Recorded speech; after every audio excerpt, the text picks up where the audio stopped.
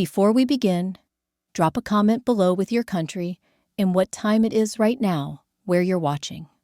Whether it's sunrise in Tokyo, midnight in Sao Paulo, afternoon in Lagos, or evening in London, I want to know. Don't just sit back. Tell me where in the world you are. Now, let's dive into the story. Margaret Walsh stood in her penthouse office overlooking Manhattan, the city lights twinkling below like a constellation of possibilities. At 58 years old, she was the CEO of Walsh Enterprises, a pharmaceutical empire worth $3 billion that she'd built from the ground up after her husband died 20 years ago. The Wall Street Journal had called her the most ruthless businesswoman in America. Forbes had featured her on their cover with the headline, "The Iron Lady of Big Pharma." Her employees feared her, her competitors respected her, and her son, her only child, Ethan, barely knew her at all. That was the price of success, she'd told herself for 2 decades. The price of being a woman in a man's world, of proving she could not only survive, but dominate. She'd given Ethan everything money could buy. The best schools, the finest clothes, unlimited opportunities.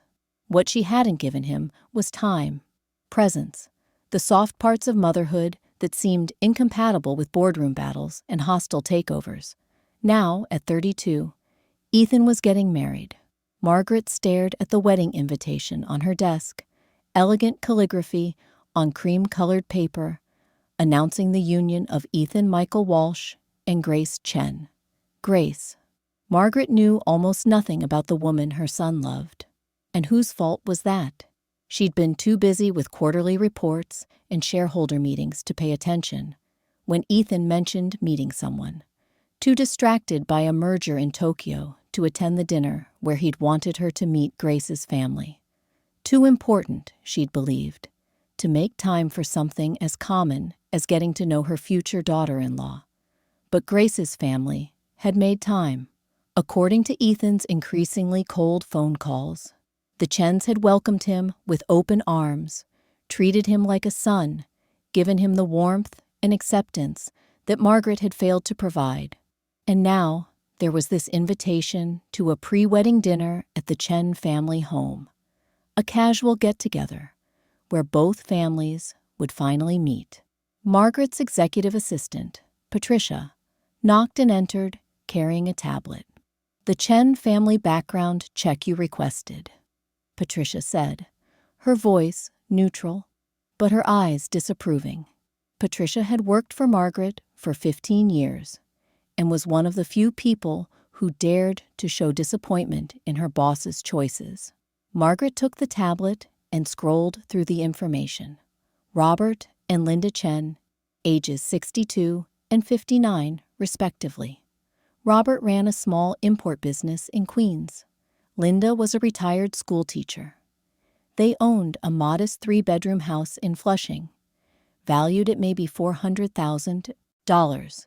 Their daughter Grace was 28, worked as a social worker making barely $40,000 a year, had student loans, and volunteered at a homeless shelter on weekends. The report concluded with a financial summary that made Margaret's stomach turn.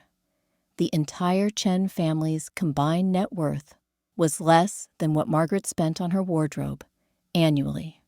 "They're going to think I'm here to judge them," Margaret said quietly, more to herself than Patricia. "They're going to see the cars, the clothes, the jewelry, and they're going to hate me before I even walk through the door."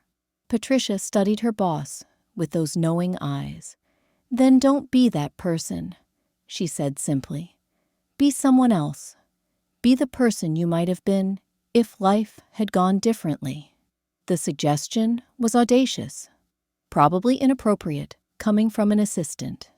But that's why Margaret valued Patricia. She told the truth when everyone else told Margaret what she wanted to hear. Margaret looked out at the city again, at the empire she'd built, and for the first time in 20 years, she wondered if she'd built a prison instead. What if, Margaret said slowly, the idea forming as she spoke. What if I went to this dinner as someone completely different? What if I showed up as a simple woman, someone humble, someone who doesn't intimidate them?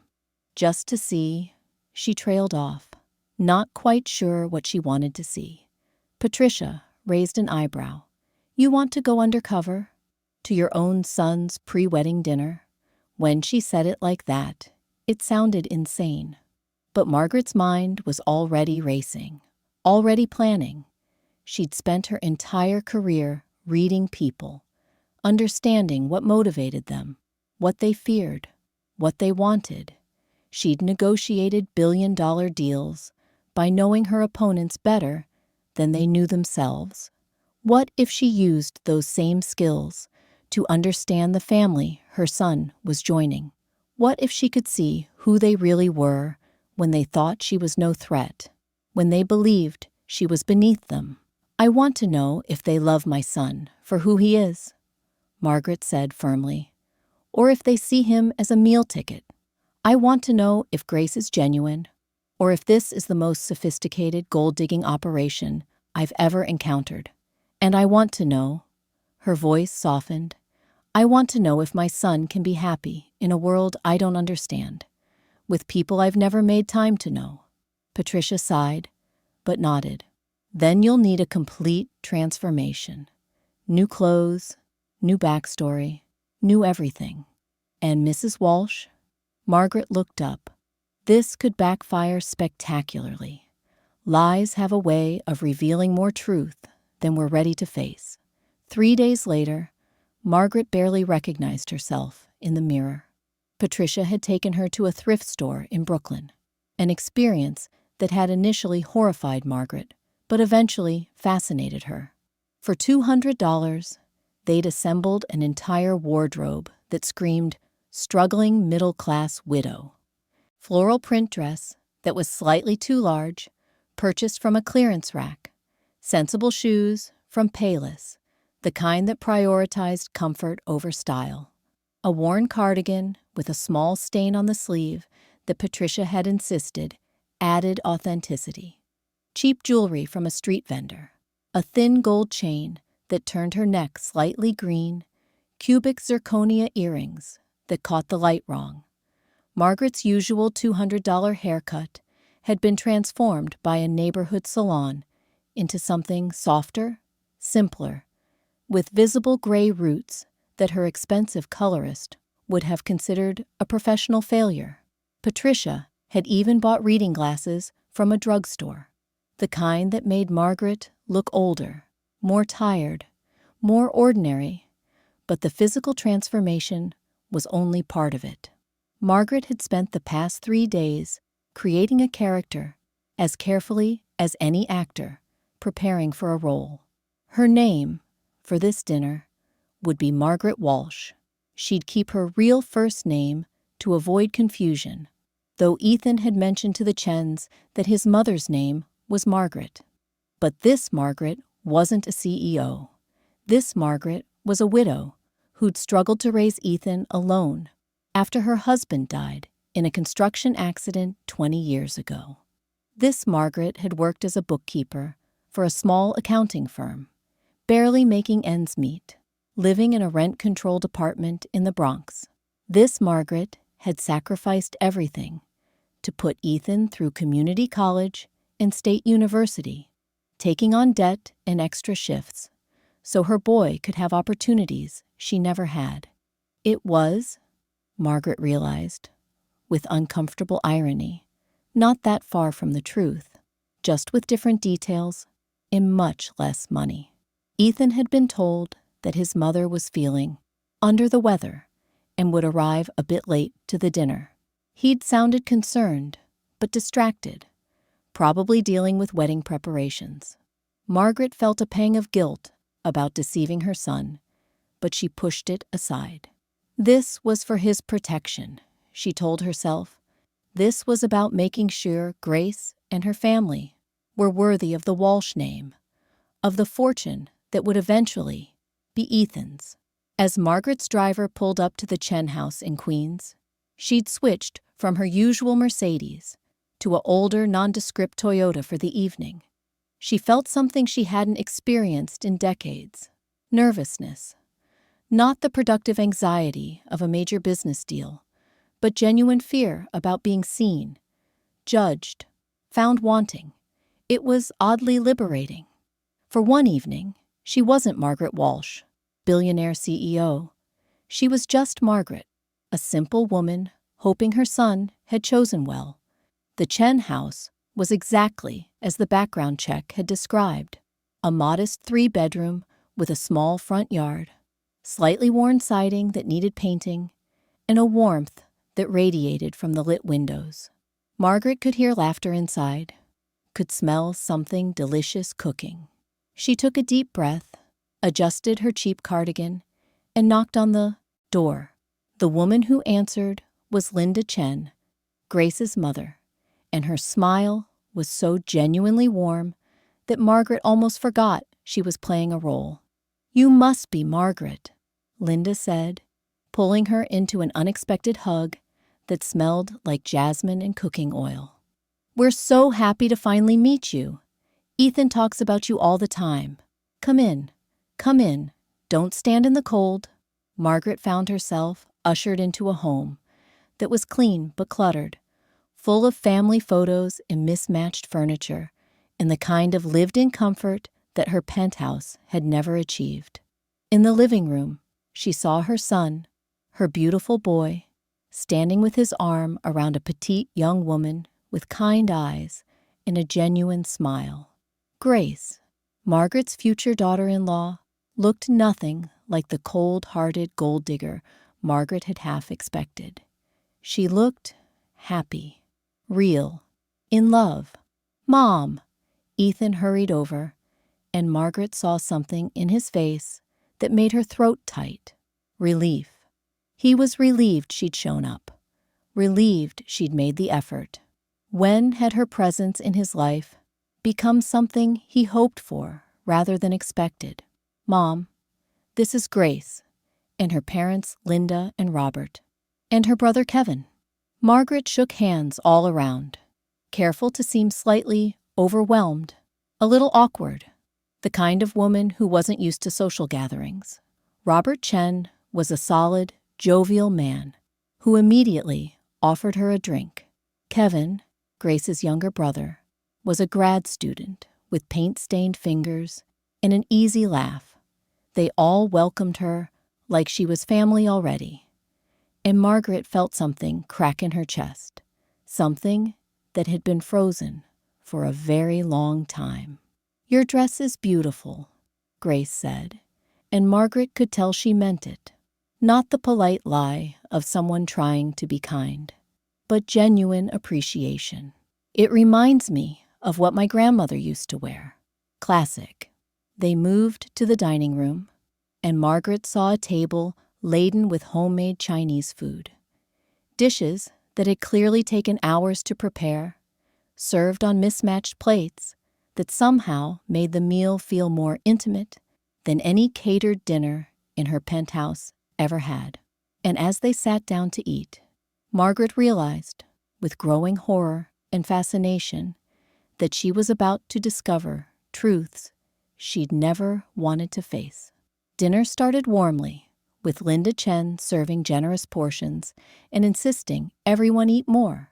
Margaret played her role perfectly, slightly shy, grateful for the hospitality, careful to use the wrong fork occasionally to maintain her cover as someone unfamiliar with formal dining.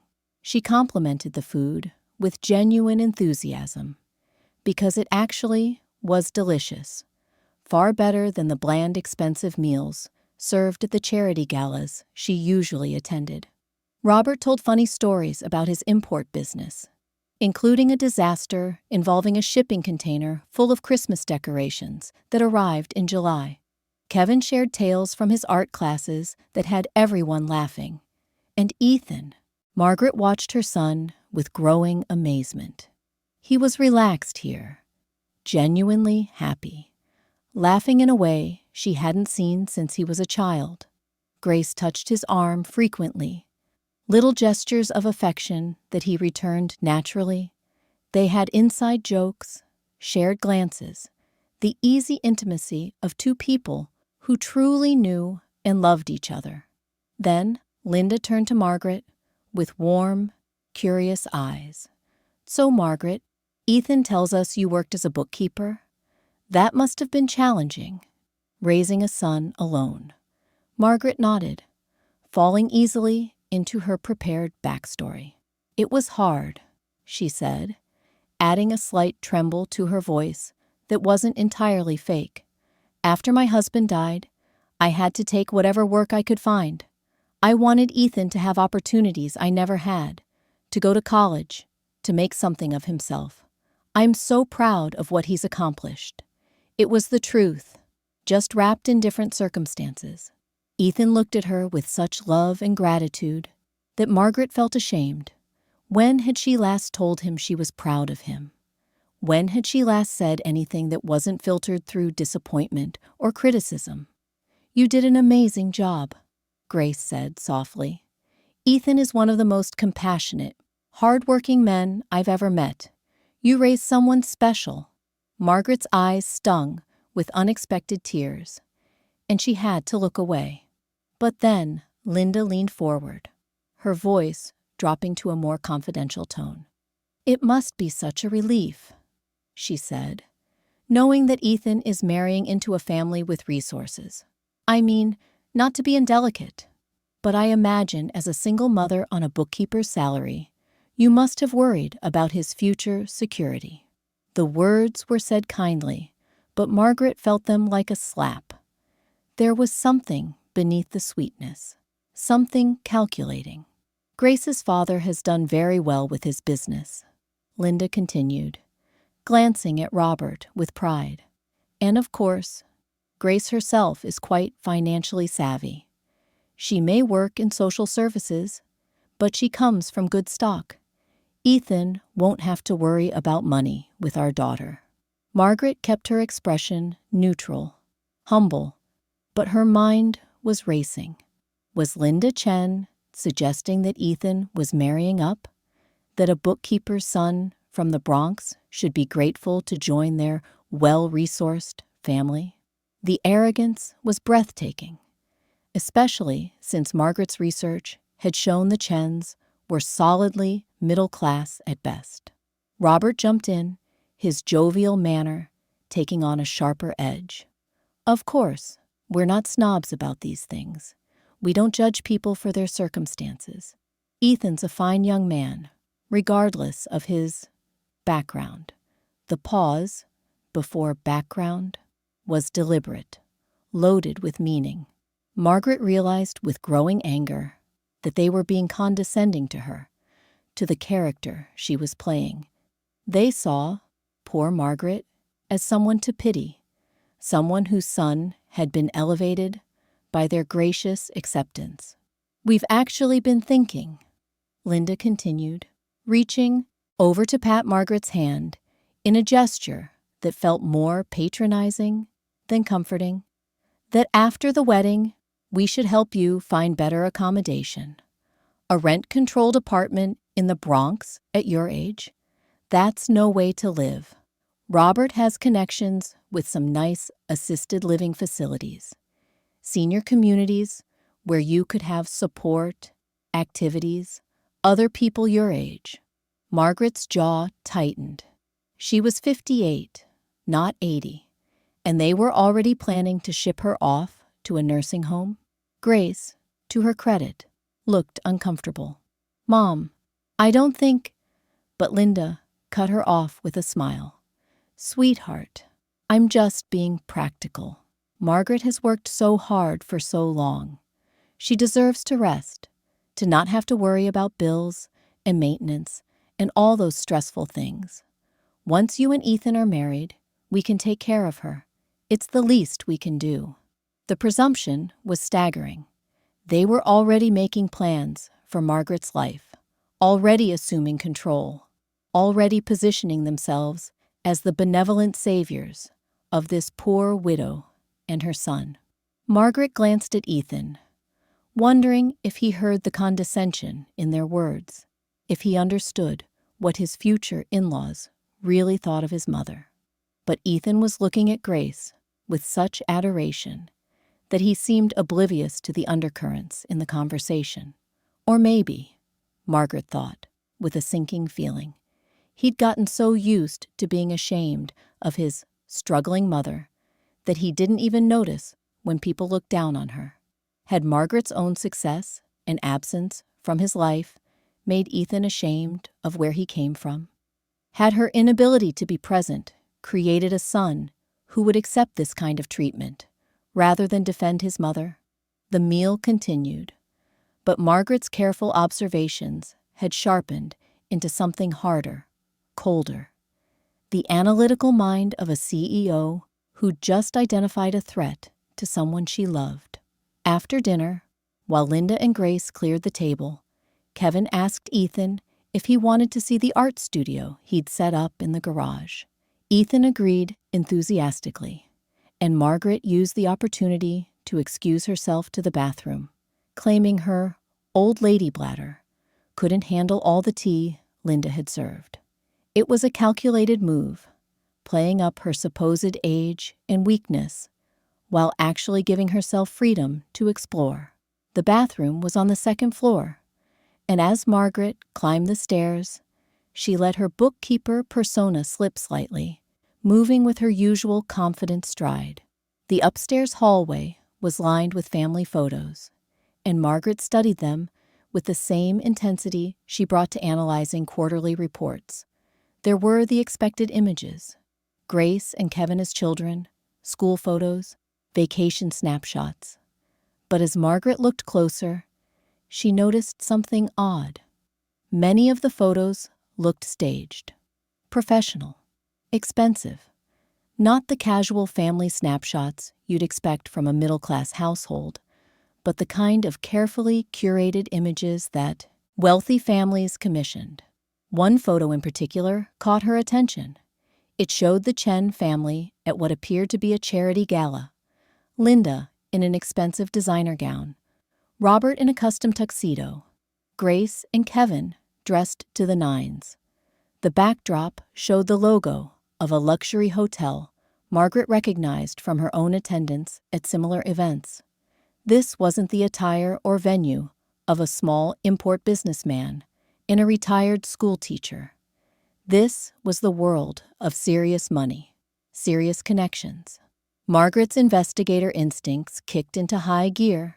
She pulled out her phone, a cheap burner she'd bought for this charade, and quickly snapped photos of several pictures on the wall, including one that showed Robert Chen shaking hands with Senator Bradley Thompson, a man Margaret knew personally from political fundraising circuits. Why would a small import business owner in Queens have connections to one of the most powerful senators in New York? Unless Robert Chen wasn't a small import business owner at all. Unless everything the Chens had presented about themselves was as much a lie as Margaret's own disguise. Margaret hurried to the bathroom, locked the door, and pulled out her real phone, hidden in her purse beneath the cheap wallet and drugstore makeup. She sent the photos to Patricia with a single text. Deep dive on Robert Chen's actual business holdings. I think we've been fed a cover story. While she waited for a response, Margaret studied her reflection in the bathroom mirror. The cheap makeup, the gray roots, the slightly hunched posture she'd adopted. All of it suddenly felt less like a clever disguise and more like a mirror, reflecting her own deception back at her. What gave her the right to judge the Chens for hiding their true wealth when she was doing exactly the same thing? But there was a difference, Margaret told herself. She was protecting her son. They were, what? Testing him? Seeing if he'd marry their daughter, even if he believed her family was ordinary, middle class? The phone buzzed. Patricia's response made Margaret's blood run cold. Preliminary check shows Robert Chen is CEO of Pacific Gateway Industries, major shipping conglomerate, estimated worth $800 million. More details in 20 minutes. $800 million. The Chens were almost as wealthy as Margaret herself, but they'd constructed an elaborate middle-class facade. Why? Margaret's mind raced through possibilities. Maybe they wanted to make sure Ethan loved Grace for herself, not for her money. Maybe they'd had experience with gold diggers and were being cautious. But the way they'd talked to poor bookkeeper Margaret, the condescension, the offers to help her find assisted living, those weren't the actions of people simply being careful.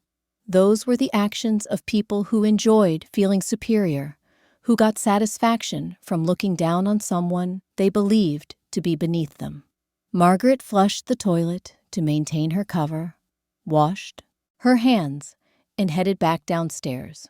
Her carefully constructed persona felt different now, less like a disguise and more like a test.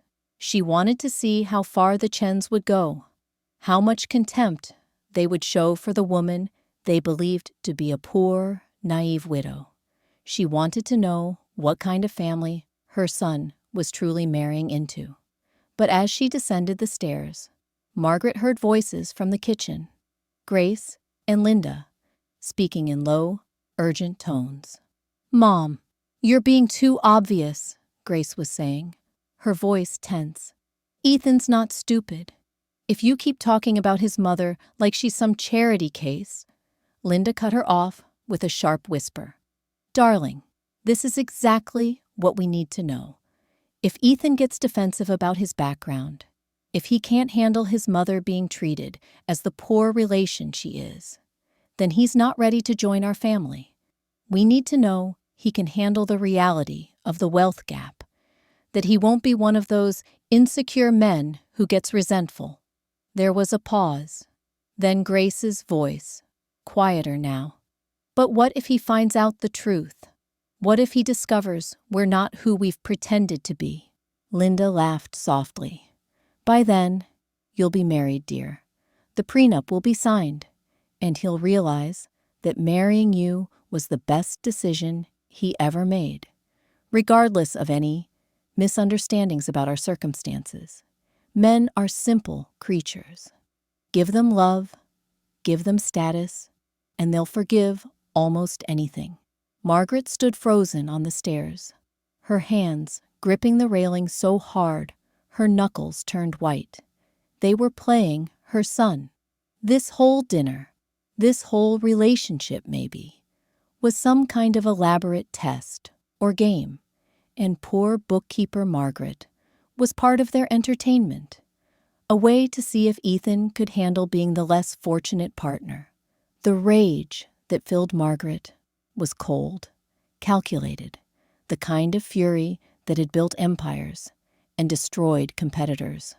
But she couldn't reveal herself yet, not until she knew the full scope of their deception, not until she could protect her son completely. Margaret took a breath, schooled her features back into the slightly confused, grateful expression of her character, and walked into the kitchen. "Thank you again for such a lovely dinner," she said, her voice quavering slightly. "I should probably head home soon. It's a long subway ride back to the Bronx." Linda's smile was perfectly sympathetic, perfectly fake. "Of course, dear. Robert can call you a cab. We wouldn't want you on the subway at this hour." The offer was generous on the surface, but Margaret caught the subtext. Poor Margaret, too old and weak to navigate public transportation safely.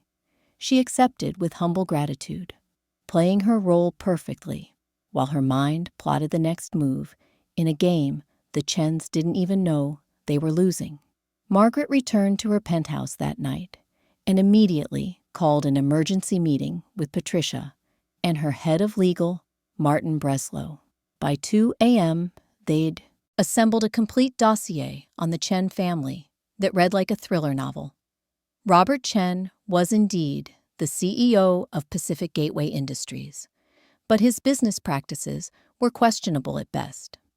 The company had been investigated 3 times for customs violations, twice for tax evasion, both times settling out of court, and once for alleged ties to a money laundering scheme that had never quite been proven.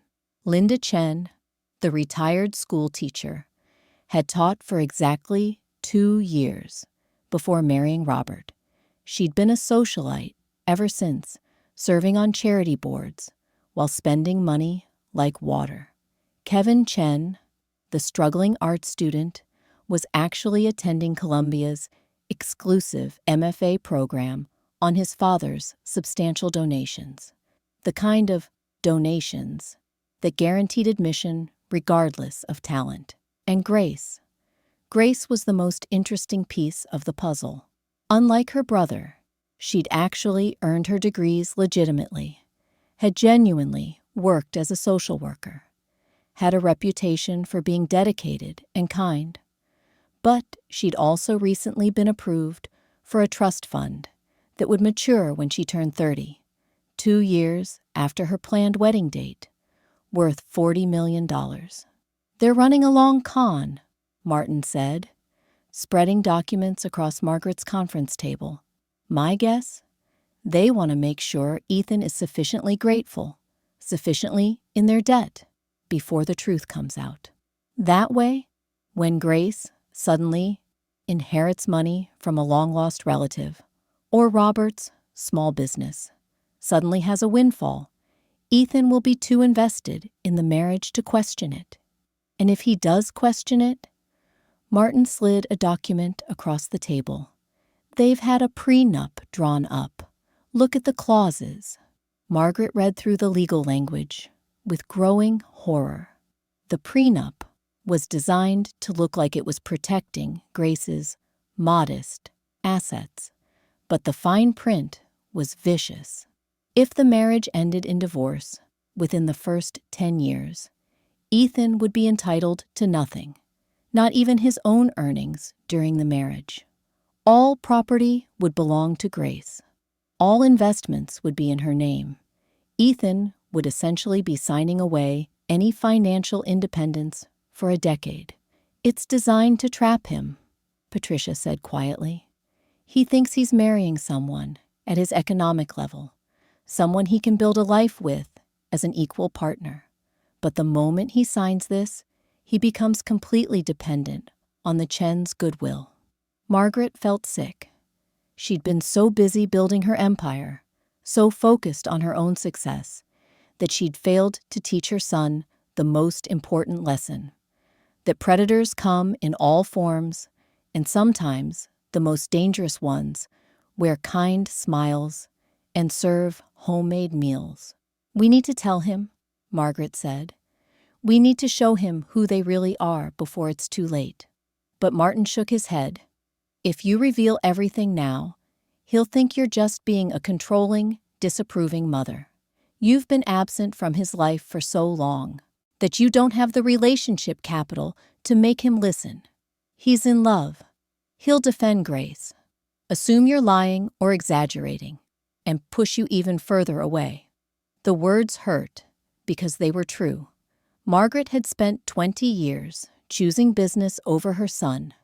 She couldn't undo that damage in a single conversation, no matter how important the information. "Then, what do I do?" Margaret asked, and was horrified to hear her voice crack. Patricia and Martin exchanged looks. Finally, Patricia spoke. "You keep playing your role. You get close to them, close enough that they reveal themselves. Not to you as Margaret Walsh, CEO, but to you as Margaret Walsh, the poor widow. Let them show their true colors in a way that Ethan can't deny." Over the next 2 weeks, Margaret threw herself into the role of naive mother-in-law with the same intensity she brought to corporate takeovers. She had lunch with Linda Chen, listening to the woman's thinly veiled insults about Margaret's wardrobe, her neighborhood, her life choices. She attended a girls' day with Grace, where the younger woman was kind but unmistakably condescending, suggesting places where Margaret could buy nicer things once the wedding was over and Grace could help her financially. She even had dinner alone with Robert, who spent 2 hours explaining his small import business while managing to make it sound like he was an uneducated tradesman rather than a corrupt shipping magnate. Through it all, Margaret smiled, nodded, played the grateful poor relation, and documented everything. She recorded conversations on her burner phone. She took note of contradictions in their stories. She watched how they treated service workers, how they talked about people they considered beneath them, how casually cruel they could be when they thought no one important was watching. But the worst moment came during a wedding planning session at the Chen house. Margaret had arrived early and found Grace and Linda in the living room, going through seating charts. "We should put Ethan's mother at one of the back tables," Linda was saying. "Somewhere she won't be too visible in photos. I mean, we love her, but that dress sense." Grace giggled, actually giggled, and added, "Maybe we can do a makeover on her before the wedding, like a surprise gift. Take her to a real salon, get her some decent clothes. It would be an act of charity, really." Linda nodded approvingly. "Good thinking.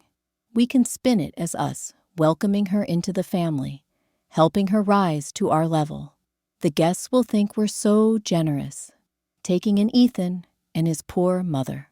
Margaret stood in the doorway, unseen, feeling each word like a knife. This was how they talked about her when she wasn't there. Not with genuine kindness or concern, but with the condescending charity of people who enjoyed having someone to look down on.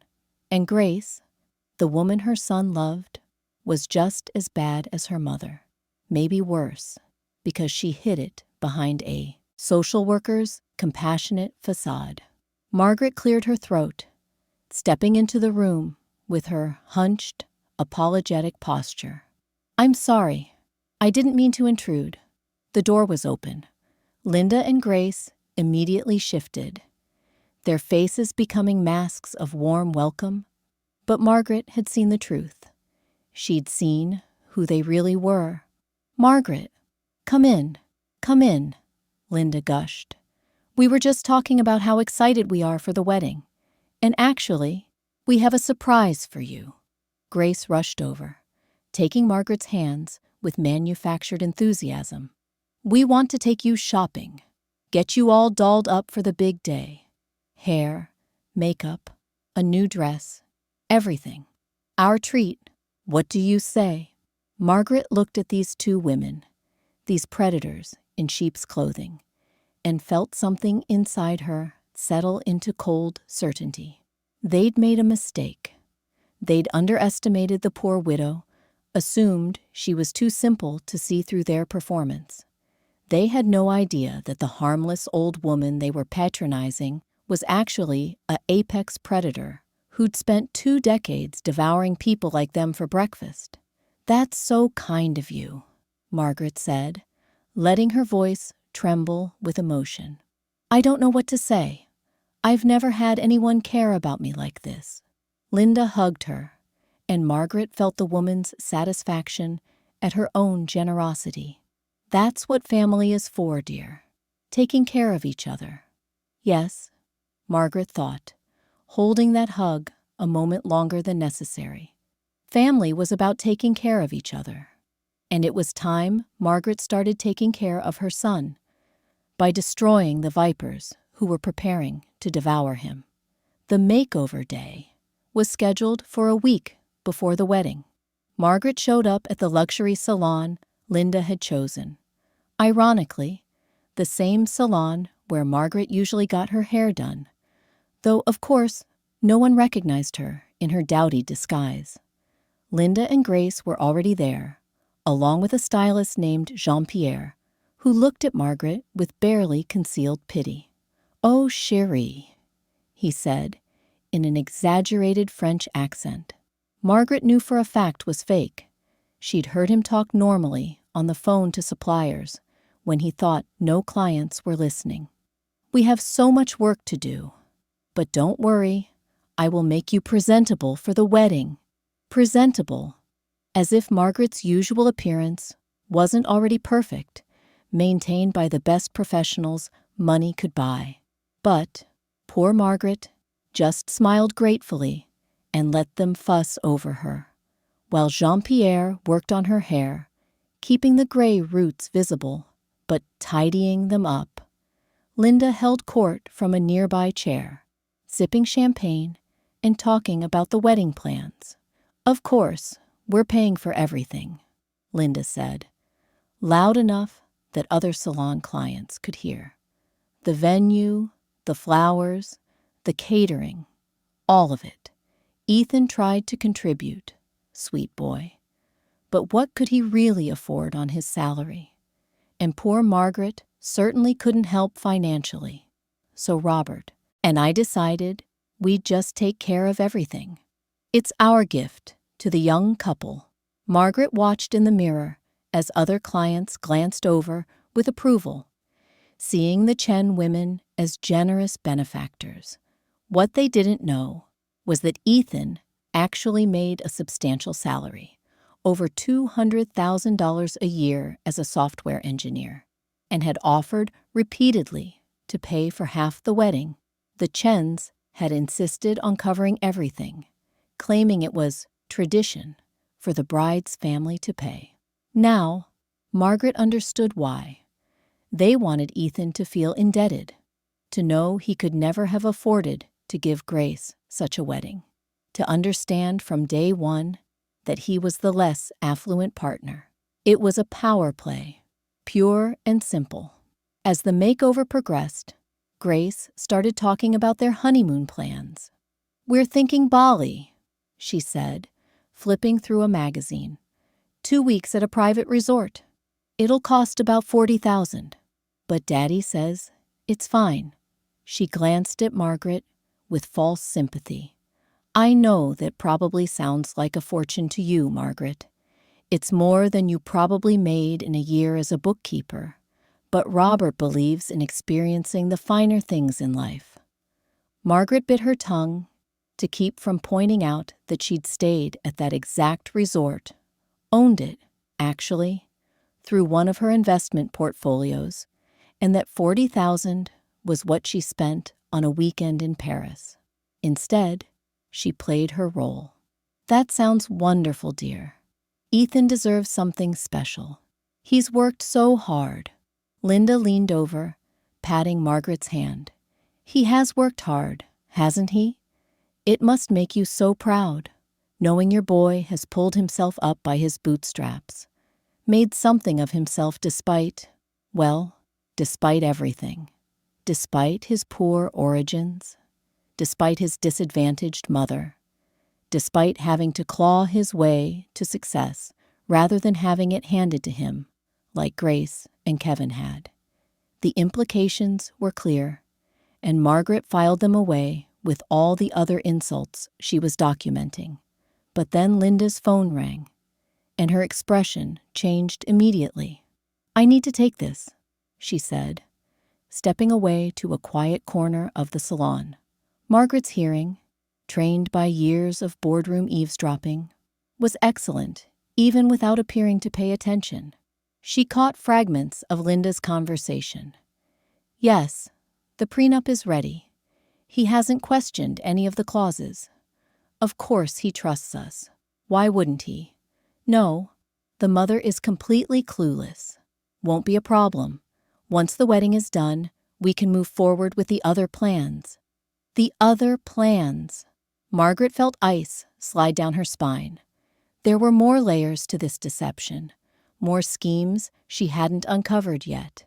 As soon as she could escape the salon, complete with her new, presentable look that was somehow even more frumpy than before, Margaret called Martin. "I need to know what the other plans are," she said, dropping her fake accent as soon as she was safely in her car. "There's something bigger happening here, something beyond just trapping Ethan in a bad marriage. Find it." Martin's response came 3 days later, delivered in person because some information was too sensitive for phone or email. He arrived at Margaret's penthouse with a file that made her previous findings look innocent. Robert Chen is planning a major business acquisition, Martin explained, spreading documents across her desk.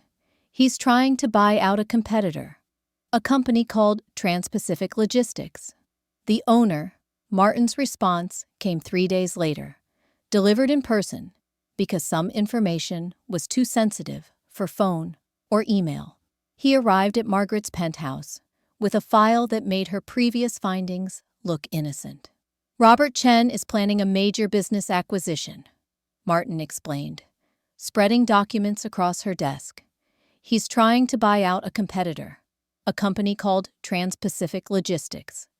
The owner, Howard Mitchell, is elderly and looking to retire. The problem is, Mitchell hates Chen. They have bad history involving some shady deals years ago. Mitchell has repeatedly refused to sell to him. Margaret frowned. What does this have to do with Ethan? Martin pulled out another document, a corporate organizational chart. Trans-Pacific Logistics is a subsidiary of Walsh Enterprises. You own it, Margaret.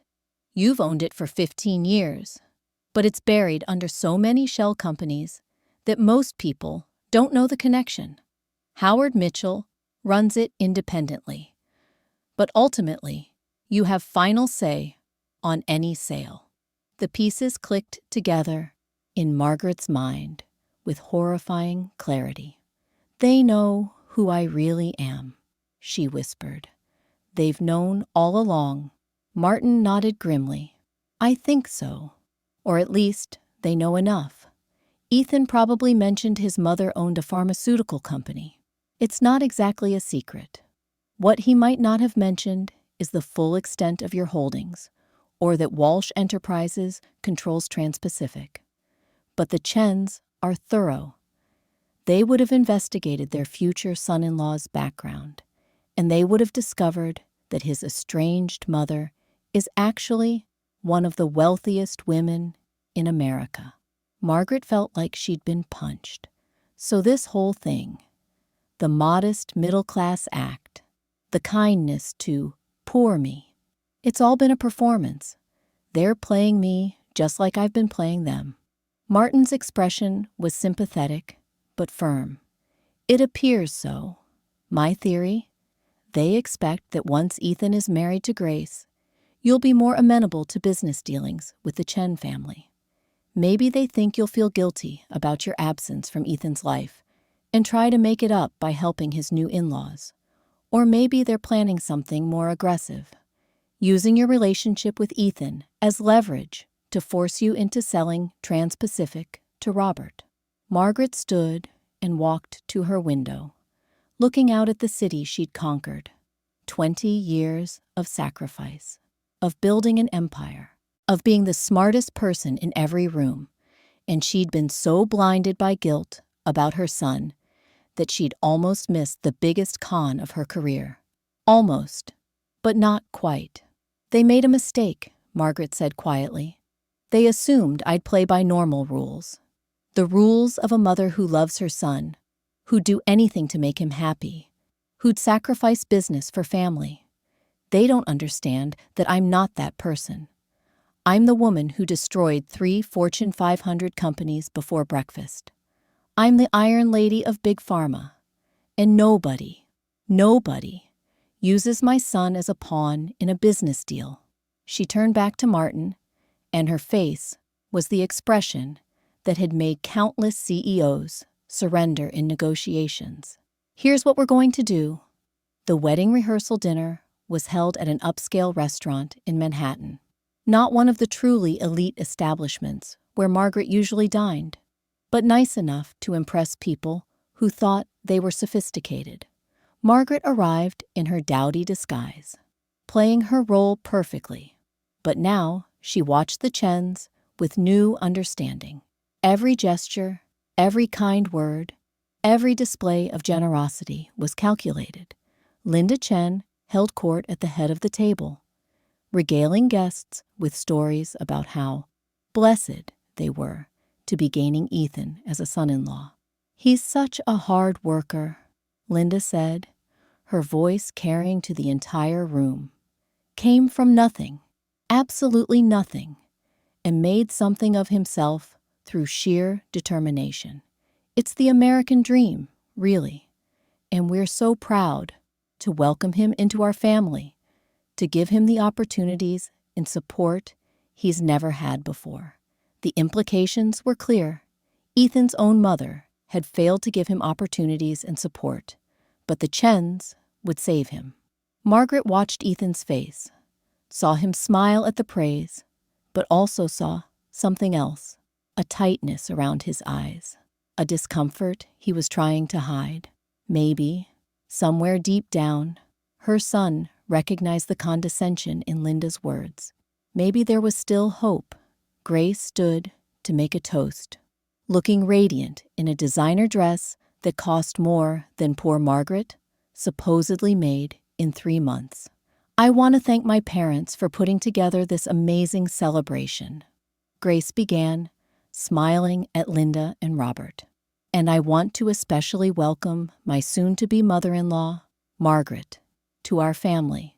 I know how hard she's worked to give Ethan the best life possible, and I promise to take care of him from here on out." Take care of him, as if Ethan were a charity case, a burden being transferred from one caretaker to another. Margaret's fingers tightened around her water glass.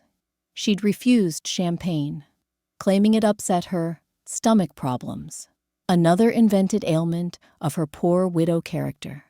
But then Robert Chens stood, and his toast made everything that had come before seem benign. "To my future son-in-law," Robert said, raising his glass.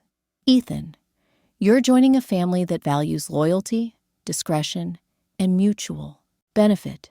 We take care of our own, but we also expect our family members to support us in return. I'm sure you understand what I mean." His eyes locked with Ethan's, and Margaret saw her son nod uncertainly, not quite understanding the threat wrapped in those friendly words, but sensing something wasn't quite right. "In fact," Robert continued, "I have a little wedding gift for you both. Not just the honeymoon we're paying for, but a business opportunity." He pulled out a folder and slid it across the table to Ethan. "I'm in the process of acquiring a company that would benefit greatly from some tech upgrades. Your expertise as a software engineer would be invaluable. I'm prepared to offer you a position as CTO, triple your current salary, plus stock options. All I need from you is a small favor." Ethan opened the folder, his expression confused. "A favor?" Robert's smile didn't reach his eyes. "Just encourage your mother to be reasonable about a potential business deal. I understand Walsh Enterprises owns a logistics company I'm interested in acquiring. I'm sure if you explain to the CEO how much this would mean to your new family, she'd be willing to negotiate. Unless, of course, family doesn't mean much to her, which would explain a lot about your childhood." The threat was unmistakable now. Robert was basically saying, "Convince your mother to sell me the company, or we'll make sure you know you're not really part of this family, just like she made you feel as a child." Margaret watched her son's face drain of color. Ethan looked at the folder, then at Robert, then at Grace, who was smiling encouragingly. I don't actually have that kind of relationship with my mother," Ethan said slowly. "We're not close. I don't think I could influence her business decisions." Linda leaned forward, her voice dripping with sympathy. "Of course you could, dear. A mother always wants to do right by her son, even if she's failed at it before. This is her chance to finally put you first, to help your new family. Surely she wouldn't refuse you this one thing." The manipulation was breathtaking. They were reframing Robert's corporate greed as Margaret's opportunity for redemption, making it seem like refusing the deal would be another failure of motherhood. And Ethan, who'd spent his whole life feeling abandoned by his workaholic mother, was vulnerable to exactly this kind of argument. Margaret saw him waver, saw the guilt and confusion on his face. She wanted to stand up, to reveal everything, to protect her son right now. But Martin's words echoed in her mind. If she revealed herself too soon, Ethan would think she was just being a controlling mother. She needed him to see the truth himself. But then, something unexpected happened. Ethan closed the folder and slid it back to Robert. "I appreciate the offer," he said carefully, "but I can't accept a job that comes with strings attached. And I definitely can't try to manipulate my mother into a business deal. Regardless of our relationship, that wouldn't be right." The temperature in the room dropped 10 degrees. Robert's jovial mask slipped for just a moment, revealing the cold businessman underneath. Linda's smile became strained. Grace looked genuinely surprised, as if she'd never considered that her sweet, grateful fiancé might have a backbone. "Ethan," Grace said softly, putting her hand on his arm, "Daddy's just trying to help us. Don't you want to be able to give me the life I deserve?" It was such a perfectly crafted manipulation, questioning his love, his ability to provide, his worthiness as a husband. Margaret had heard variations of it in 1,000 boardrooms, seen it used to break down opponents' confidence. She held her breath, waiting to see if her son would cave. Ethan looked at Grace, and something in his eyes changed. "I want to give you a life we build together," he said quietly. "Not a life bought with corporate extortion and family manipulation. If that's not good enough, maybe we need to talk about what this marriage really means." The tension exploded. Linda stood up, her face flushed with anger. "How dare you speak to my daughter that way? After everything we've done for you, everything we've given you, given me." Ethan's voice was louder now, years of suppressed frustration finally breaking through. "Or held over my head? Every gift, every gesture, every kind word has come with a price tag I'm just now starting to see. You've been lovely to my mother, but I hear how you talk about her when you think she can't hear. I've seen the looks, the condescension, the way you treat her like a charity case you're so generous to tolerate." He turned to Grace. "And you told me you loved me for who I am. But what you really love is who you think you can make me. Some grateful kept man who'll do whatever your family wants because he's so lucky to have married above his station." Margaret's heart swelled with pride, even as tears streamed down her face. Real tears now, not the fake ones she'd manufactured for her character. Her son had found his strength, had chosen integrity over comfort. He'd done it without her help, without even knowing the full truth. He'd done it because somewhere, beneath all her failures as a mother, she'd raised a good man. Grace's face crumpled. "That's not fair, Ethan. I do love you. My parents just want to help." "Help?" Ethan pulled out his phone and began scrolling. "I started looking into your family's finances after your dad's toast. Called in some favors from friends who work in corporate research.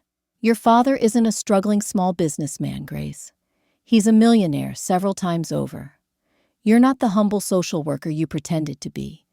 You've got a $40 million trust fund waiting for you.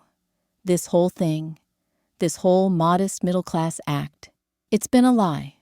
Just like my family's poverty has been exaggerated to make me seem more desperate, more grateful, more controllable." The restaurant had gone silent. Other diners were openly staring now. Robert stood, his face dark with anger. "You little ingrate. We welcomed you into our family."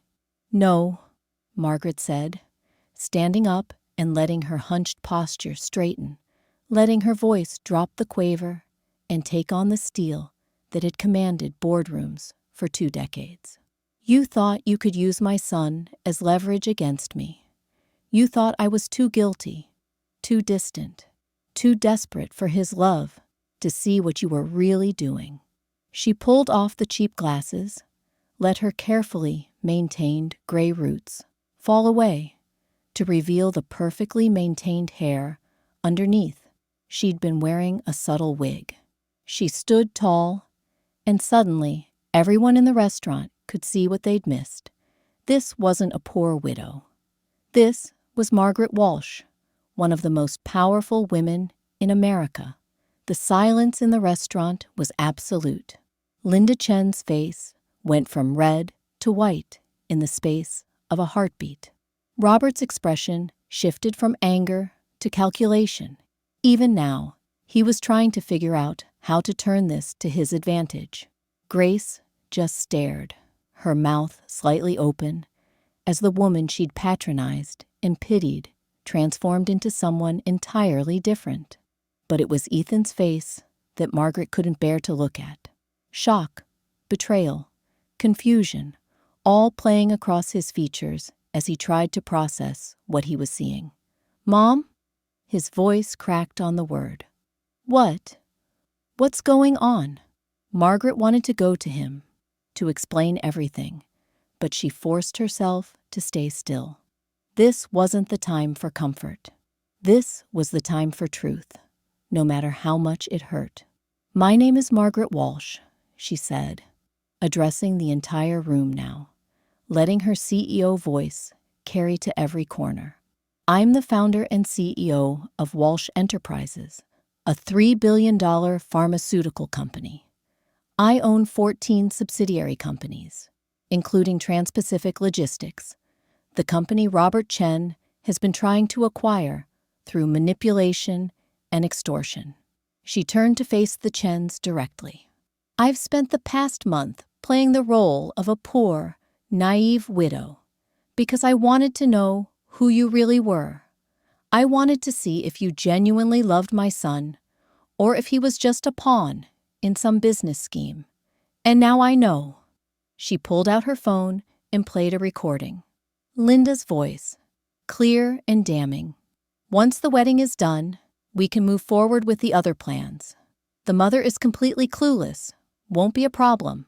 Then Robert's voice, from a phone call Margaret had managed to intercept. "The boy is too in love to see what we're doing. By the time he realizes his wife's family is using him to get to his mother's company, he'll be locked in by the prenup and social pressure. Either he convinces Margaret Walsh to sell, or we make his life miserable until he does." The restaurant erupted in shocked murmurs. Grace looked like she might be sick. "I didn't know," she whispered. "Ethan, I swear, I didn't know about any of that. I thought we were just... My parents said we were testing you, making sure you loved me for me and not my family's money. I didn't know about the business deal, about using you, but you knew about the lies," Ethan said, his voice hollow. "You knew you weren't really a struggling social worker. You knew your family wasn't modest middle class. You let me think we were equals, while you and your parents looked down on what you believed was my poor background." His eyes moved to Margaret, and the hurt there was almost unbearable. "And you've been lying to me my entire life about who you really are. You let me think you were just busy, just struggling, just trying to make ends meet. But really, you were building an empire while I raised myself." Margaret felt each word like a blow. "Ethan, no." He held up a hand, and she saw tears on his face now. "Did you ever actually struggle? Was Dad's death actually an accident? Or was that a lie too? Was anything about my childhood real? Or was it all just you, being too busy building your fortune to actually be my mother?" The truth was complicated, nuanced, full of gray areas that Margaret suddenly realized she'd never explained. "Your father died in a car accident when you were 12, she said, her voice steady despite her breaking heart. "It was real. It was terrible, and I threw myself into work afterward because I didn't know how else to survive the grief. The company was barely profitable then. I built it into what it is now over the following years. Yes, but in the beginning, I was just trying to keep us afloat while drowning in loss. The company grew faster than I expected, Margaret continued, no longer able to stop the words. And I told myself I was doing it for you, to give you opportunities, to make sure you'd never struggle. But the truth is, I was also running away, running from the pain of losing your father, from the fear of losing you too, from the vulnerability of being present and emotionally available when that hurt so much. I chose work because it was easier than feeling. And by the time I realized what I'd sacrificed, you were grown, and I didn't know how to bridge the distance between us. She took a step toward him, no longer caring about the audience, about the Chens, about anything except her son. Coming here disguised was wrong. Lying to you was wrong. But I did it because I'd heard the fear in your voice when you talked about how much Grace's family loved you, how welcome they made you feel. I realized I'd failed you so completely that you were grateful for crumbs of affection from strangers. And I wanted to know if they deserved you, if they would treasure you the way I'd failed to. I wanted to protect you the only way I knew how, by gathering information, by planning, by using business tactics on a personal problem. Ethan looked at her for a long moment, and Margaret couldn't read his expression. Finally, he spoke. You came here, in disguise, because you didn't trust me to make my own decisions. You thought I was too stupid or too naive to see if I was being used. You didn't ask me about Grace, didn't talk to me like an adult, didn't give me a chance to figure things out myself. You just assumed control the way you always do, because that's easier than actually connecting with people. The words were true, and they destroyed her. Margaret had no defense, no clever argument, no boardroom strategy that would fix this. She'd broken something precious, and she didn't know how to repair it. You're right, she said simply, about all of it. I'm so sorry, Ethan. I'm so deeply, profoundly sorry. Robert Chen chose that moment to try to regain control of the situation, standing up with false bluster. Well, this has been quite the dramatic revelation, but it doesn't change the fundamental facts. Ethan and Grace are engaged. The wedding is tomorrow. Unless Ethan wants to humiliate my daughter by calling it off at the last minute.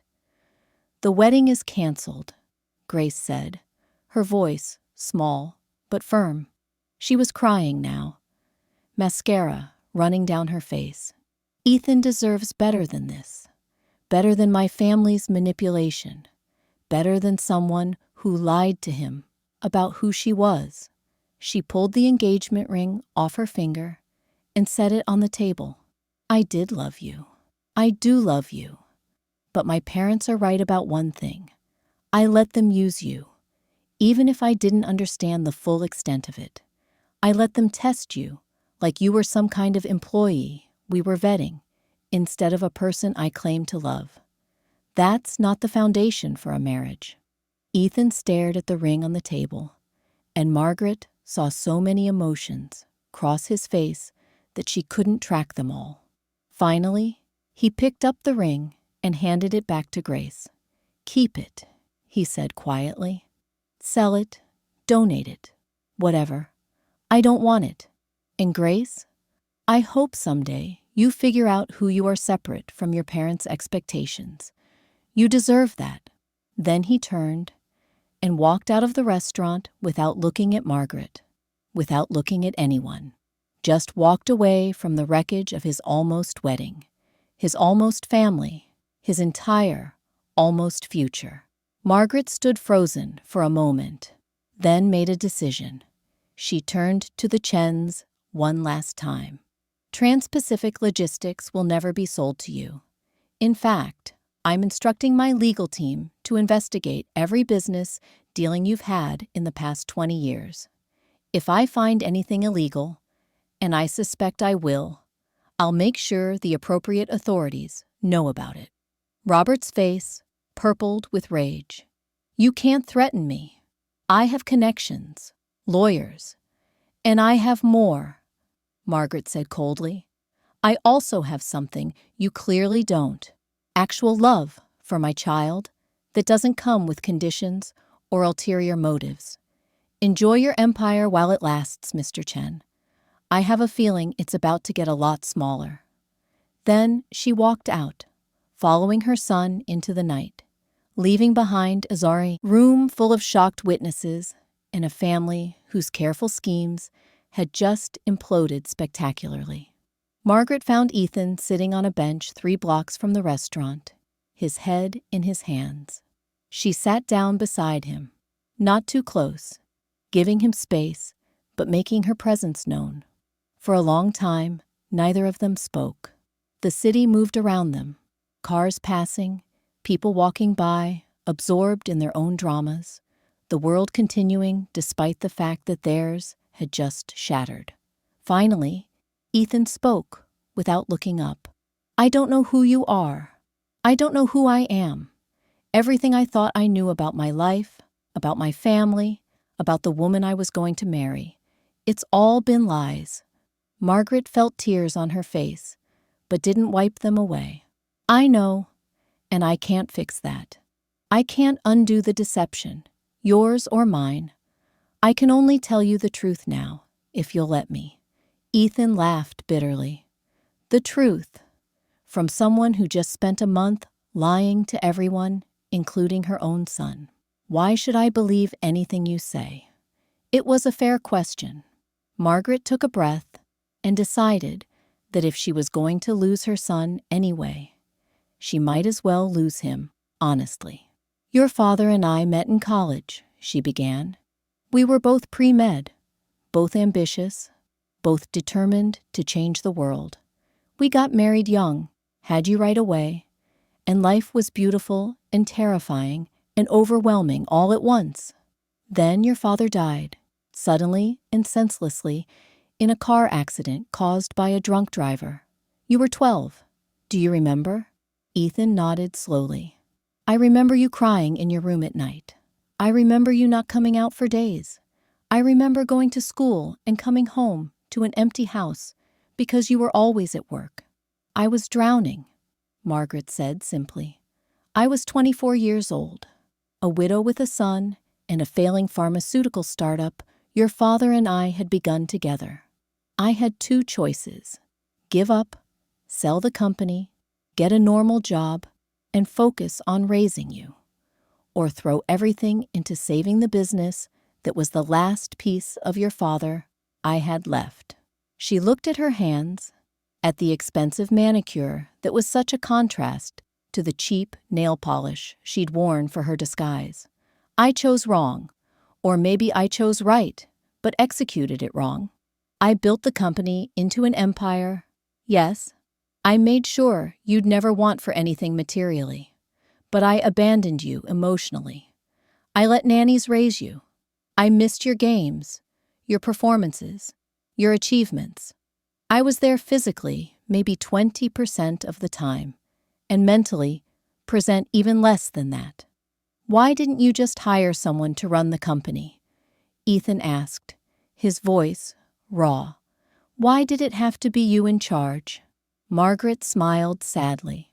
"Pride, grief, fear, the belief that if I stopped moving, stopped achieving, stopped conquering the next challenge, I'd have to sit with the pain of losing your father and the guilt of failing you. Work was my drug, Ethan. It numbed everything. And by the time I realized what I'd sacrificed for that numbness, you were in college, independent, barely needing me anymore. I told myself it was too late to change, that you were better off without my interference in your life." She finally looked at him, forcing herself to meet his eyes. "But when you told me you were getting married, something shifted. I realized I was about to lose you completely, that you'd build a life with Grace's family, and I'd just be the distant mother you invited to holidays out of obligation, and I couldn't bear it. So I did what I always do. I tried to control the situation, to protect you through manipulation and strategy instead of trust and honest conversation. I became exactly the person you've learned not to rely on. Ethan was quiet for a long time. When he finally spoke, his voice was different. Not angry anymore, but deeply sad. Do you know what the worst part is? It's not even the lying. It's that you could have just talked to me. You could have called me and said, "Ethan, I'm worried about this marriage. Can we discuss it?" You could have been honest about your concerns, treated me like an adult capable of hearing hard truths. But instead, you played games, just like Grace's family played games. You used different tactics, but the goal was the same: to control me, to manipulate my decisions, to treat me like a chess piece instead of a person. Margaret felt those words land like physical blows, because they were absolutely true. "You're right," she said, "and I don't have an excuse beyond the fact that I've spent 20 years in a world where manipulation is how you survive. I've negotiated billion-dollar deals. I've outmaneuvered competitors who wanted to destroy me. I've played corporate chess with the best and dirtiest players in the business world, and somewhere along the way, I forgot how to just be human with the people I love." "Here's the thing, though," Ethan said, and now he was looking at her with an expression she couldn't quite read. "While you were playing your role as poor Margaret, I saw something I'd never seen before. You were patient. You were humble. You listened more than you talked. You let yourself be vulnerable. Let yourself be seen as weak and imperfect.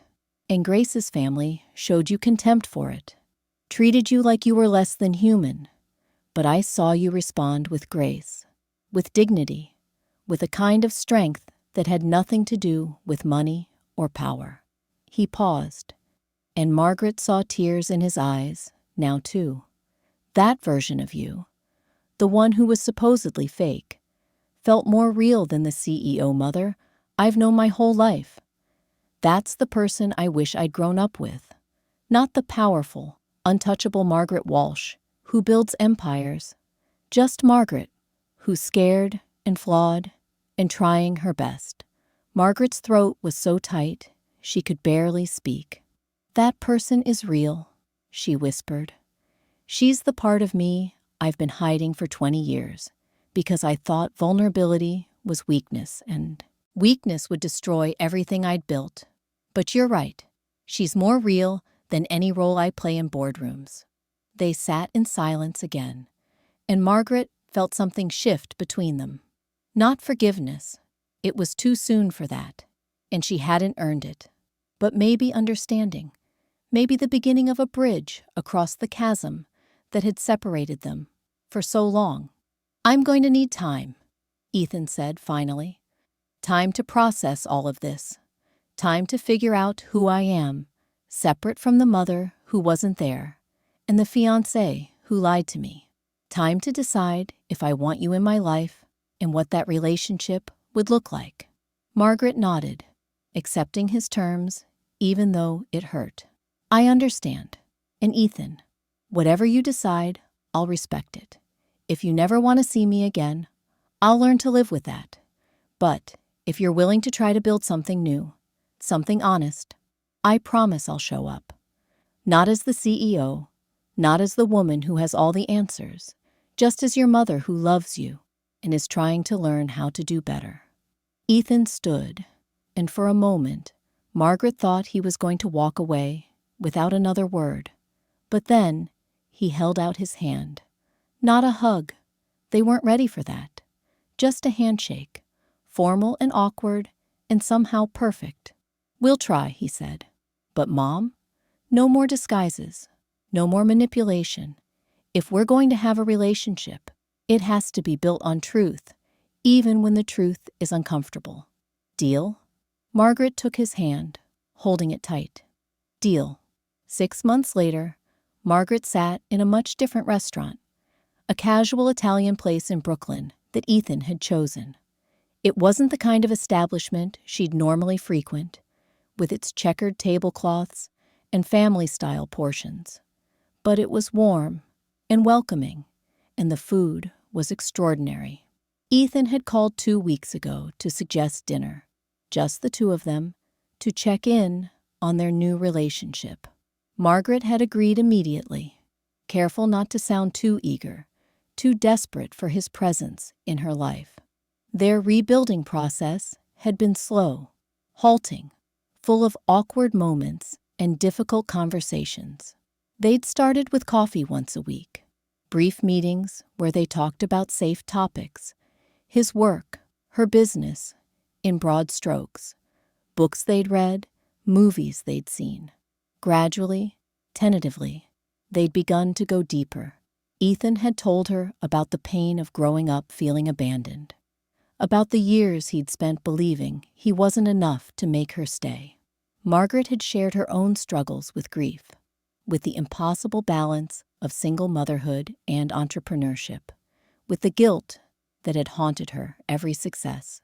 They'd also talked about grace. Ethan had admitted that despite the betrayal, part of him still grieved the relationship that might have been. Margaret had listened without judgment, without trying to fix anything, just letting him process his emotions. In turn, she'd shared her own romantic failures, the relationships she'd sabotaged over the years by prioritizing work, the loneliness she'd refused to acknowledge, the realization that all her wealth couldn't buy what she'd really needed, genuine human connection. It turned out Patricia had been right all along. Lies revealed more truth than anyone was ready to face. But sometimes, facing those truths was exactly what needed to happen. Now, as Ethan arrived and sat down across from her, Margaret noticed he looked different, lighter somehow, more settled in himself. "You look good," she said honestly. "Happy?" Ethan smiled. "I am, actually. I've been in therapy, dealing with the family stuff, the Grace stuff, all of it. It's helping." He paused. "I also wanted to tell you something. I'm starting my own company." Margaret's eyebrows rose. "Your own company? That's wonderful, Ethan. What kind?" "Software for nonprofits," he explained, his enthusiasm evident.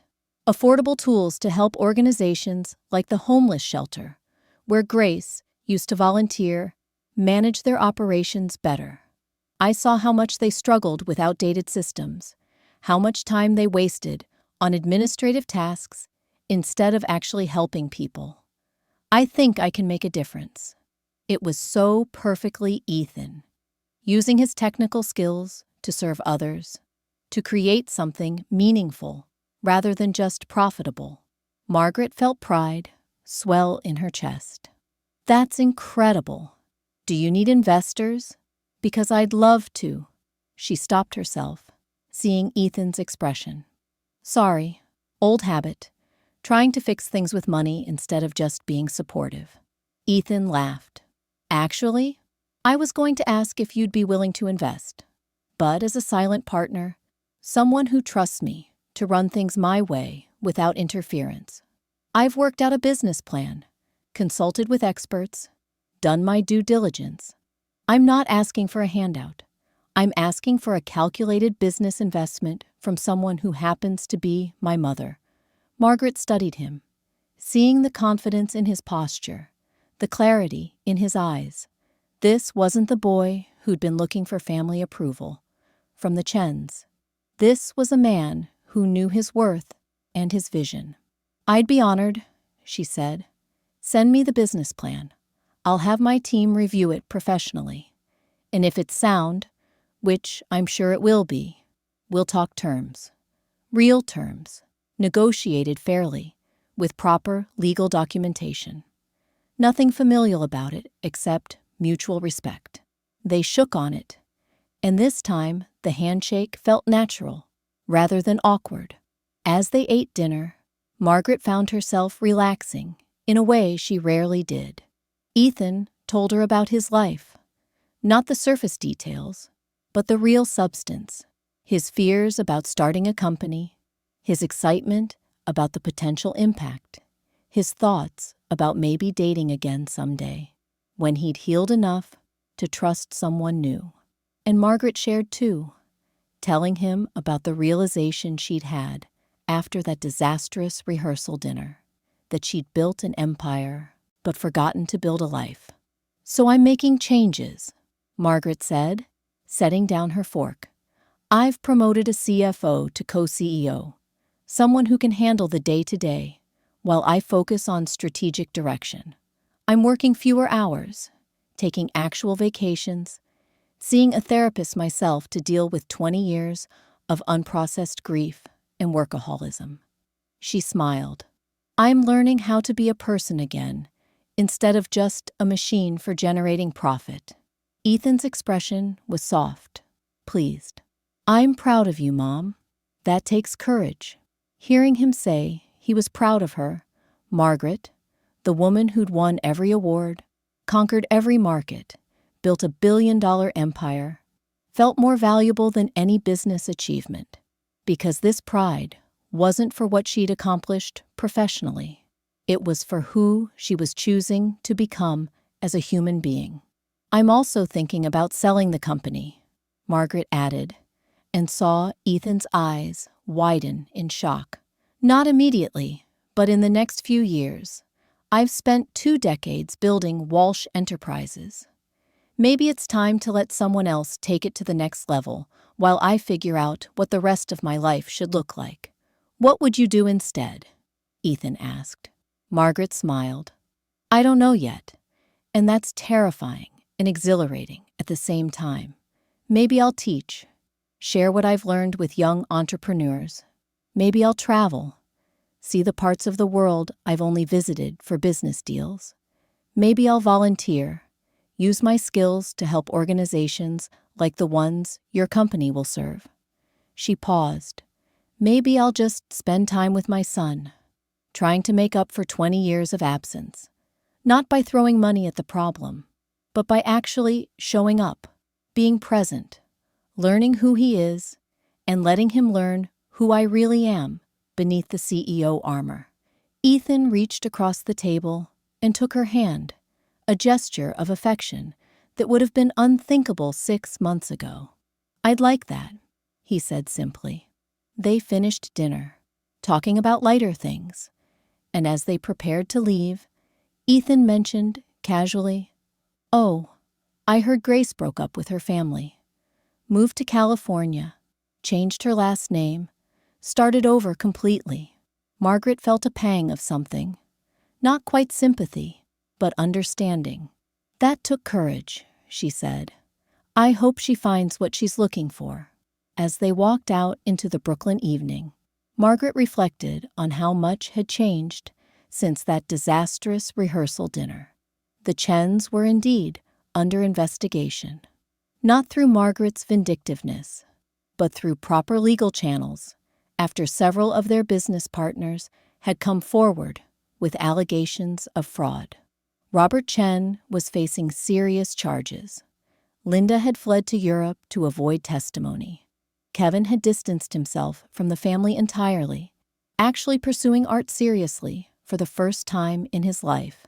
And Grace had apparently sent Ethan a letter, which he'd shown Margaret, apologizing sincerely for her role in the deception and wishing him well. It wasn't enough to repair what had been broken, but it was something. Growth was possible, even after terrible mistakes. Margaret knew that better than anyone now. Same time next week, I acted like a poor and naive mother when I met my daughter-in-law's family. It turned out that same time next week, Ethan asked as they reached the subway station. Margaret smiled. "I'll be there." She watched him descend into the station. then pulled out her phone to call her driver. But before she did, she took a moment to just stand on the Brooklyn street corner, breathing in the cool evening air, listening to the sounds of life happening around her. For the first time in 20 years, Margaret Walsh felt like she was exactly where she was supposed to be. Not in a boardroom, not closing a deal, not conquering another market. Just standing on a street corner, having had dinner with her son, with plans to do it again next week. It wasn't an empire. It wasn't a fortune. It wasn't power or prestige or any of the things she'd spent 2 decades chasing. But it was real. It was honest. And it was enough. The community center was buzzing with activity when Margaret arrived. Children ran through the halls, their laughter echoing off the walls. Volunteers sorted donated clothing and food.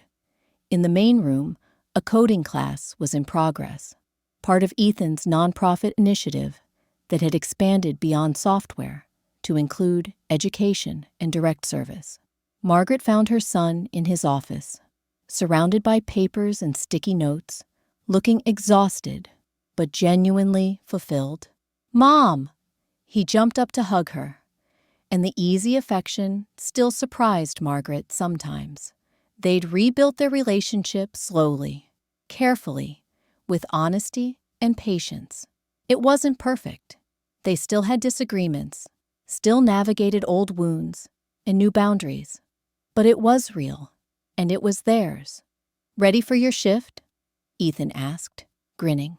Margaret had started volunteering at the center 6 months ago, teaching financial literacy classes to low-income families. It turned out that 2 decades of business experience could actually help people, could serve rather than exploit. Who knew? "Ready," Margaret confirmed. "But first, I have news." Ethan's expression became cautious, and Margaret realized he was bracing himself for bad news. The fact that his instinct was still defensive, still expecting disappointment, reminded her that healing was ongoing work. "Good news," she clarified quickly. "I finalized the sale of Walsh Enterprises this morning. The deal is done." Ethan's eyes widened. "Mom, are you sure? That company was your life for 20 years. Margaret smiled. That was the problem. It was my life instead of being part of my life. "But yes, I'm sure. I got a good price. The new owners are committed to ethical practices and employee welfare.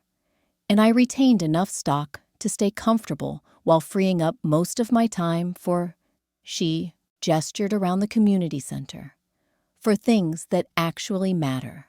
She pulled out an envelope and handed it to Ethan. "I also set up a foundation, the Walsh Foundation for Family Services. Its mission is to support programs that help bridge economic divides, provide mental health services to families in crisis, and fund education initiatives for underserved communities. I'd like you to be on the board of directors if you're willing." Ethan opened the envelope, reading through the foundation documents with growing amazement. "Mom, this is incredible. The funding alone." Margaret nodded. "Half my fortune goes to the foundation, managed by people who actually understand nonprofit work. The other half is split between you, various charities, and enough for me to live comfortably while downsizing significantly. I sold the penthouse. I'm moving to a normal apartment in Brooklyn, near you. No more Manhattan Palace, no more isolated luxury. Just a regular home in a real neighborhood." Ethan stared at her. "You're really doing this. You're actually walking away from the empire." "I'm walking toward something better," Margaret corrected. "Toward a life that has meaning beyond accumulation and achievement. Toward relationships that matter. Toward being the person I wish I'd been all along." She paused. "I can't get back the 20 years I missed with you, Ethan, but I can make the most of whatever time we have left. and I can try to help other families avoid making the mistakes I made, choosing success over connection, achievement over love, empire over humanity. Later that afternoon, as Margaret taught her financial literacy class to a room full of struggling parents trying to better their situations, she thought about the journey that had brought her here. It had started with deception, with her disguise as a poor widow, with lies meant to uncover other lies. But it had led to the most honest version of herself she'd ever been. The students in her class didn't know she'd once been a billionaire CEO. They just knew her as Margaret, the volunteer teacher who explained complicated financial concepts in simple terms, who shared her own stories of learning to budget and plan, who treated them with dignity and respect. It was, Margaret realized, exactly how the Chens should have treated poor Margaret that first night, with basic human decency. Regardless of perceived social or economic status, the irony wasn't lost on her. By pretending to be poor, she'd learned what it felt like to be dismissed, patronized, judged as less worthy. She'd experienced firsthand the casual cruelty that people with wealth often inflicted on those without, sometimes without even realizing they were doing it. After class, one of her students, a single mother named Rosa, who was working 3 jobs to support her kids, stayed behind. "Ms. Walsh, I just wanted to say thank you. Not just for the class, but for how you teach it. You don't make us feel stupid or ashamed. You make us feel like we can actually do this, actually improve our lives." Rosa's eyes were shiny with tears. "My son wants to go to college, but I don't know how we'll afford it.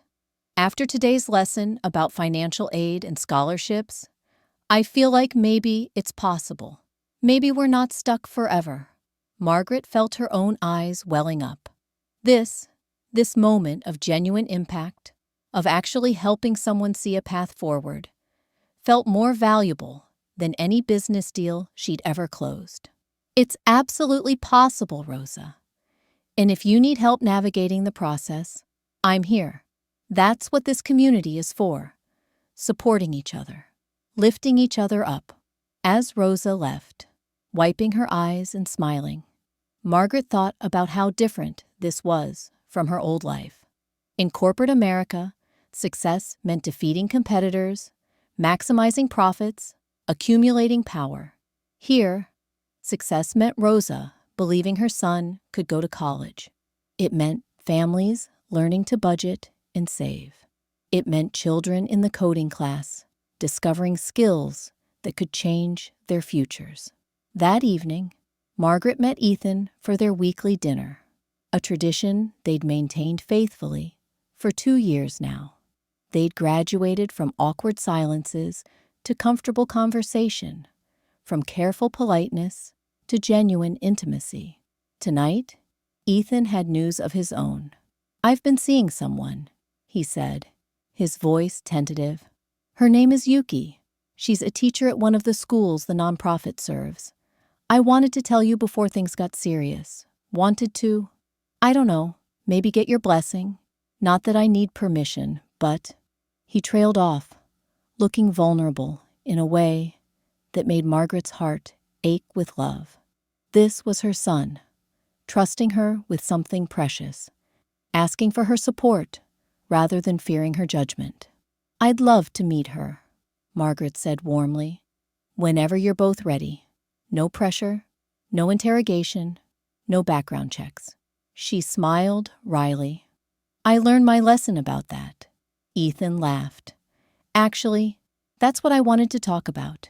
Yuki knows about the whole Grace situation, about what happened with her family, and with you. She's a little nervous about meeting the infamous Margaret Walsh." Margaret felt a flash of the old defensive instinct, the urge to explain, to justify, to control the narrative. She breathed through it, letting it pass. "Then maybe she should meet Margaret, the volunteer teacher, first," she suggested. "Come to one of my classes. Let Yuki see who I'm trying to become. not who I was. And then we can have dinner, and she can ask me anything she wants to know. Deal?" Ethan's smile was brilliant. "Deal. Mom, I'm really proud of you.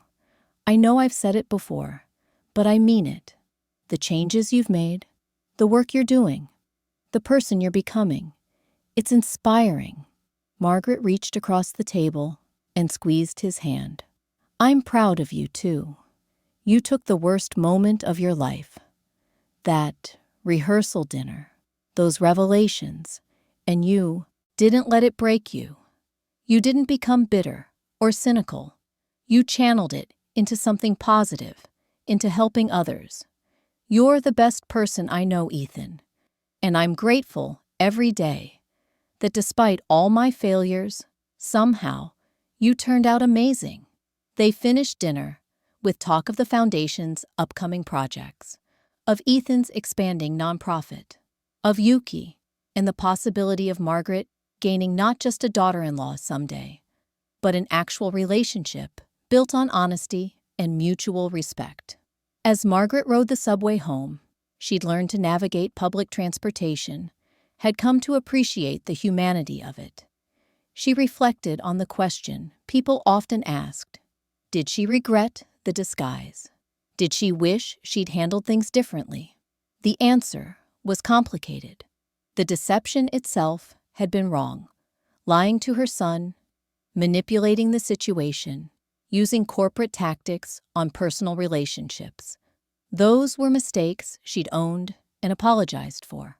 But the experience of being poor Margaret, of being dismissed and patronized and judged as less worthy, that had been essential. It had shattered her perspective, had forced her to see the world through different eyes, had made her confront the person she'd become and the person she wanted to be. As Margaret unlocked the door to her modest Brooklyn apartment, a 3-bedroom place that cost less per month than she used to spend on shoes, she thought about the journey from that first dinner at the Chen house to now. She'd walked into that situation as a billionaire CEO playing a role, convinced that she could protect her son through strategy and manipulation. She'd walked out having learned that the greatest protection she could offer was simply being present, being honest, being human. The Chens had taught her something too, though not in the way they'd intended. By showing contempt for the person they believed to be poor and powerless, they'd revealed a truth Margaret had been avoiding, that wealth and power could corrupt perspective, could make you see people as transactions rather than humans, could turn you into exactly the kind of person who valued others based on their utility rather than their inherent worth. She'd been dangerously close to becoming them, not in their specific deceptions, but in the underlying arrogance that came from having so much, while others had so little. But here was the thing about hitting rock bottom in a relationship. Sometimes it was the only way to build something stronger. Her relationship with Ethan had been damaged for years, maybe from the moment his father died, and she'd chosen work over presence.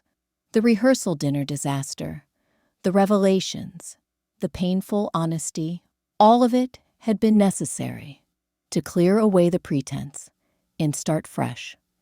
Now, 2 years later, Margaret had something she'd never had before, a real relationship with her son, built on truth and trust and mutual effort. She had meaningful work that served others, rather than just enriching herself. She had a community that valued her for her contributions rather than her bank account. She had a life that felt authentic instead of performed. Was it perfect? No. Did she still struggle sometimes with the urge to control things, to use money to solve problems, to retreat into work when emotions got overwhelming? Absolutely. But she was learning, growing, becoming someone new while honoring the parts of her past that were worth keeping. Her business acumen, her strategic thinking, her ability to see opportunities, All of that now served the foundation in the community, rather than just her own empire. Margaret walked to her window and looked out at Brooklyn, not at an empire of skyscrapers, but at a neighborhood full of real people living real lives. She saw Rosa walking home from work, tired but determined. She saw children playing in the street, their laughter carrying on the evening breeze. She saw elderly couples walking hand in hand, young families struggling with strollers, teenagers dreaming of futures they couldn't quite imagine yet. This was the world she'd been insulated from for 2 decades. This was the life she'd missed while building her empire.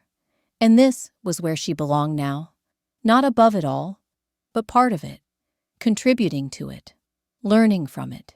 Her phone buzzed with a text from Ethan. "Thanks for dinner, Mom. Love you." 3 words she'd waited 20 years to hear regularly. 3 words that meant more than any business deal, any quarterly report, any Forbes cover. Margaret texted back, "Love you too, son, always." And she meant it. Not the distant love of obligation or guilt, but the real, messy, complicated love of showing up and being present and doing the hard work of relationship, even when it was uncomfortable. As she prepared for bed that night, Margaret thought about the moral of her strange, painful, transformative journey. It wasn't simple.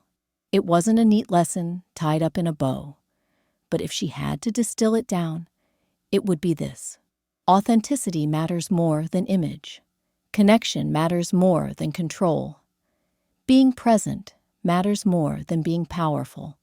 And sometimes, the only way to find your true self is to temporarily be someone else, to step outside your comfortable identity and see yourself through others' eyes.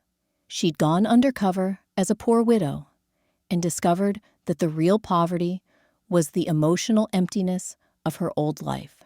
She'd been exposed as a liar and found that honesty was the only foundation for real relationship. She'd lost the respect she'd demanded and gained the love she'd actually needed. It was the best trade she'd ever made. And as Margaret drifted off to sleep in her ordinary apartment, in her ordinary neighborhood, living her extraordinary new life, she felt something she hadn't felt in 20 years. Contentment. Not the hollow satisfaction of winning another deal or crushing another competitor, but the deep, abiding contentment of being exactly who she was, meant to be, doing exactly what she was meant to do, loving exactly who she was meant to love. The empire was gone. The penthouse was gone. The armor of CEO Margaret Walsh was gone. But Margaret herself, the real Margaret, vulnerable and flawed, in trying her best, was finally present, finally honest, finally home. If you've stayed with me through this entire journey, from that first awkward dinner, through the lies and revelations, to the hard-won redemption, thank you. Thank you for investing your time, your attention, and your emotions in Margaret and Ethan's story. Now, I need you to do something for me. Drop a comment below and tell me, have you ever worn a disguise in your own life? Not literally, but have you hidden who you really are to fit in, to protect yourself, or to test someone else? What did Margaret's story teach you about the difference between wealth and worth, between success and fulfillment? Do you think she deserved forgiveness? Did the Chens deserve what happened to them? Have you ever had to rebuild a broken relationship with a parent, child, or loved one? What did you learn from that process? Here's the truth. We all wear masks sometimes. We all perform versions of ourselves that we think will be more acceptable, more lovable, more worthy. Margaret's story is extreme, but the core truth isn't. We all struggle with authenticity, with choosing connection over control, with being present instead of just being successful. The moral of this story: money and power mean nothing. If you're alone at the top, authenticity is uncomfortable but essential for real connection. Sometimes you have to lose everything to find what actually matters. It's never too late to change, to apologize, to become someone better. The way you treat people you perceive as beneath you reveals your true character. Love requires presence, not just provision. Hit that subscribe button if you want more stories like this. Stories that make you think, that make you feel, that challenge you to examine your own life and relationships. Every week, I bring you tales about real human struggles, moral dilemmas, and the complicated journey of becoming better people. Share this video with someone who needs to hear it. Maybe it's someone struggling with a parent-child relationship. Maybe it's someone who's achieved material success but feels emotionally empty. Maybe it's someone who judges others based on appearances and needs a reminder that everyone has a story, everyone has value, everyone deserves basic human dignity. Most importantly, if this story touched you, if Margaret's journey resonated with something in your own life, if you found yourself crying or angry or hopeful, that means you're human, you're growing, you're alive to the lessons that stories teach us. Don't be ashamed of feeling deeply. That's your humanity showing, and it's the most valuable thing you have. Thank you for being here. Thank you for caring about these characters and their struggles.